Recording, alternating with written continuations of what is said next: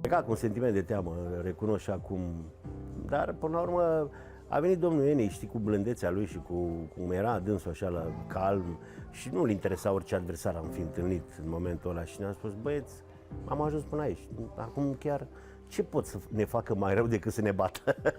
Presiunea era pe ei, noi eram outsider și veneam să ne apărăm șansele. Deci noi și de câștigat și de câștigat, noi nu aveam nimic de pierdut.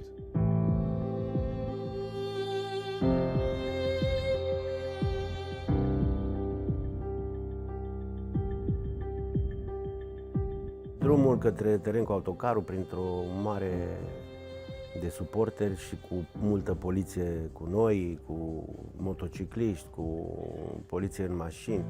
A fost ceva care la fel îți face așa să facă pielea de găină înainte de meci. Te bagă deja în febra meciului. De pe stradă ne mai arătau semn 4-5, câte vrea fiecare să ne arate, dar noi nu luam în seamă aspectele astea. Nu eram slabi, aveam un psihic foarte puternic toți. Toți ne arătau, nu, ceea ce se întâmplă la coridă, adică că vom fi îngenunchiați. Eram o echipă puternică, era un lot de jucători cu caracter care nu prea băgau în seamă aceste lucruri. Și până la urma urmei, știi cum e, că și fanii Barcelona erau tot un fel de roșu-albastru. Așa că eram obișnuiți cu culorile. La un moment dat simțeai că chiar îți tremură genunchii, adică picioarele îți tremurau. Deci pășeai pe teren și simțeai că îți tremură. Au aruncat cu tot felul de obiecte, la un moment dat aruncau cu banane, cu portocale. Eu le adunam, le puneam într-un colț, pentru că în perioada aia în România nu prea se găseau asemenea fructe.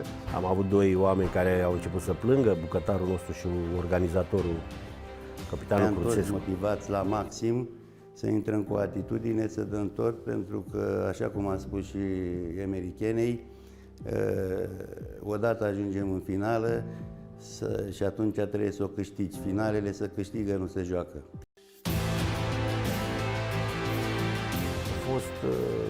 Au fost niște probleme, pentru că au fost jucători care ar trebui să execute și aveau probleme, mușchi încărcați, eu știu ce, se plângeau, nu erau, sau psihic nu se simțeau în stare să execute. Balinter era lângă mine, noi eram jucătorii mai tineri, văzând că unii dintre jucătorii mai cu experiență acuzau anumite probleme fizice după 120 de minute.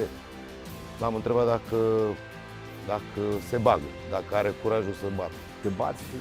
Bat. Nu știu ce m-a făcut să spun că bat. Pe urmă venea și de ce m-ai întrebat? Mai bine mergeai tu singur să te oferi. Dacă nu era el, nu știu dacă băteam penal. Nu știu dacă m-ar fi întrebat cineva pe mine. Pentru că eu nu executam niciodată penalti la Steaua. Noi avem curaj, dar nu ne întreabă nimeni. Și atunci am zis lui Neaemi, dacă vreți să fiți campion european în seara asta, mergeți pe una asta. Eu cu Gabi batem și te facem cel mai mare antrenor. Nu o să uit niciodată cuvintele astea ale lui. Stângaciu a venit singurul care a venit la mine. El spunea, Duca o să le apere, o să fii cel mai tare.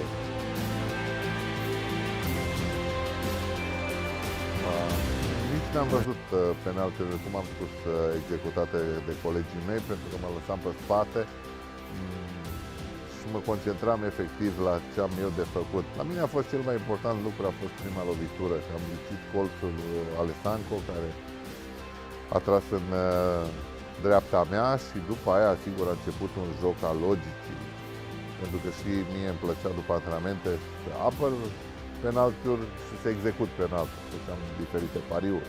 Primul meu gând a fost să nu-mi apere portarul. Indiferent ce se întâmpla, mai bine dau afară, dau peste, dau pe lângă, nu vreau să-i văd satisfacția aia pe chip lui Ruti. Primul meu gând a fost să dau tare și undeva sus. Nu neapărat într-un colț, am zis, dacă prind poarta pe mijlocul porții, nu are nicio șansă. Spre bucuria mea, bine că n-am mers 1 centimetru, 2 mai sus mingea, pentru că probabil ajungea la centrul terenului. Mingea a intrat în poartă. Și cred că a fost un moment poate și de, eu știu, relaxare în cadrul echipei. Am avut niște emoții teribile. Cred că dacă era să vorbesc cu cineva, nu cred că puteam să vorbesc în acel moment. Stăteam acolo și mă uitam puțin la Barcelona, așa, să văd cum reacționează ei. Și după primul penalti, bine, după al doilea a ratat, a venit, când a arătat al treilea, deja s-au așezat, erau terminați,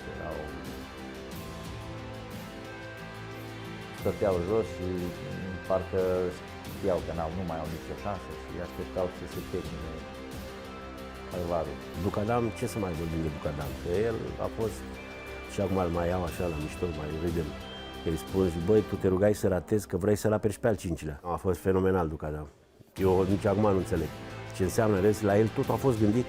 Dacă ați observat, s-a dus pe toate mingile, a avut un psihic foarte puternic și asta i-a dat încredere și nouă, iar el a reușit să facă ceva Se extraordinar. vedea gol de oameni acolo în fața aeroportului de Otopeni, tot platoul ăla acolo, până în DN1.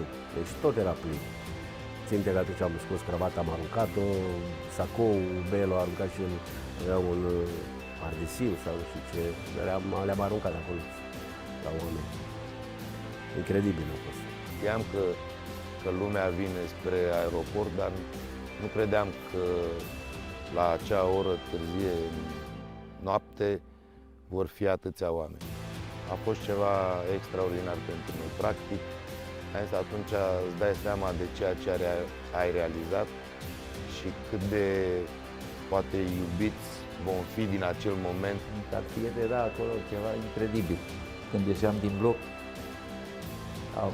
aveam la intrare în bloc, aveam steaua și scria bine ai venit Belo.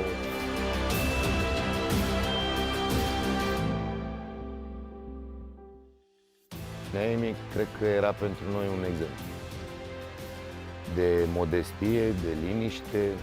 Nu a fost niciodată genul de om care să se manifeste după o victorie sau după o performanță extraordinară. N-a fost o întâmplare câștigarea Cupei Campionilor.